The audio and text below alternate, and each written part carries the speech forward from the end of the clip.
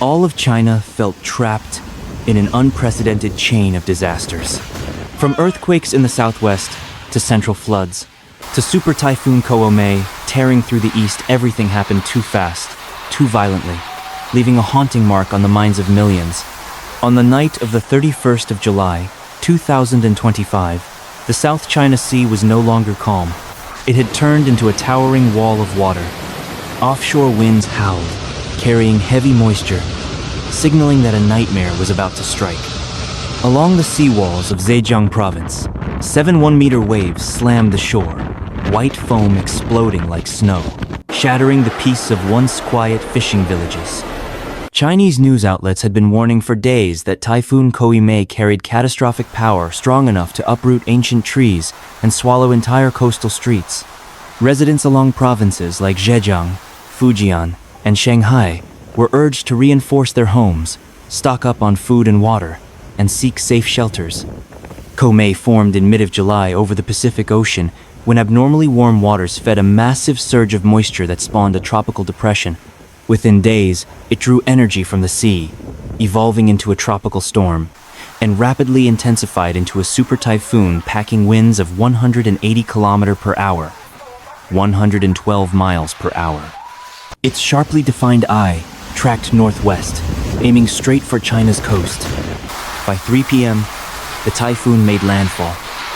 Gusts reached 180 km per hour, ripping through trees and toppling hundreds of utility poles.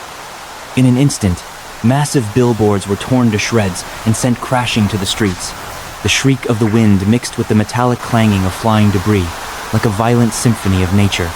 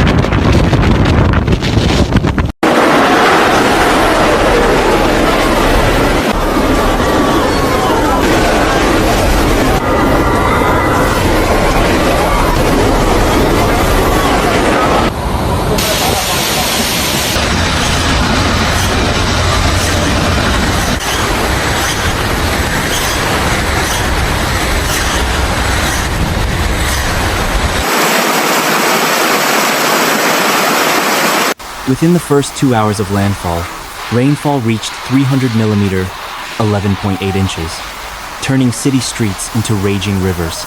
Cars were swept away, some flipping upside down in the muddy current, wedged between chunks of brick and broken branches.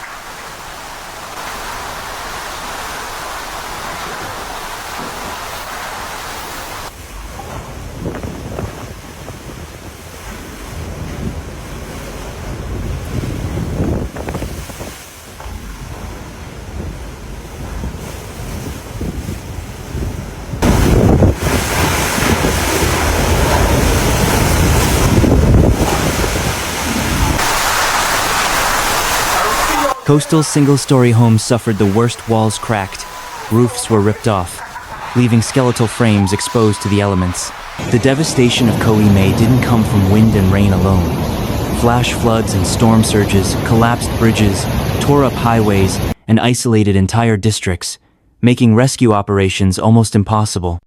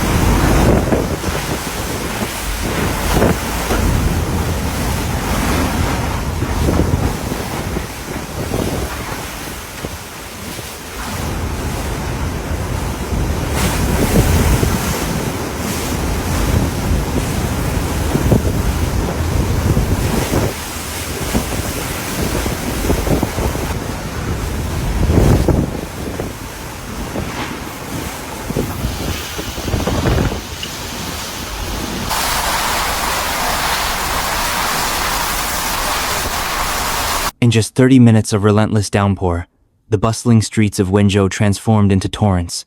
Dirty water gushed from underground sewers, sweeping away motorbikes and trash bins like toys. Lightning split the sky, briefly illuminating the chaos, abandoned vehicles floating in floodwaters, some overturned, bobbing like playthings in a deadly stream. Meanwhile, rescue operations were a race against time. Over 2,500 firefighters and soldiers were deployed, diving into raging waters to pull stranded residents onto boats. Rescue helicopters circled in the storm, lowering cables to rooftops where people waved desperately for help. After only 6 hours of fury, Typhoon Chongqing left catastrophic damage. At least 47 people dead, dozens missing, over 10,000 homes damaged, many completely stripped of their roofs. Once busy streets became endless lakes, where only the tips of submerged cars peeked above the surface. When Chongqing finally moved on, it left behind a silence that sent chills down the spine. Across China, the sky itself seemed to mourn. Streets that once buzzed with life were reduced to murky streams winding through piles of debris. Houses leaned at awkward angles, roofs torn away, and exposed wooden beams jutted out like the fragile bones of a skeleton buried in mud. Thank you for watching Wrath of Weather, where we uncover the truth behind nature's most extreme moments. If you found this video helpful, please like, comment, and subscribe. Your support keeps this channel alive. Don't forget to hit the notification bell so you never miss an honest, calm, and clear report. Note: some footage in this video may be illustrative and not directly from the described events. Thank you for understanding, and we'll see you in the next update. Stay informed and stay safe.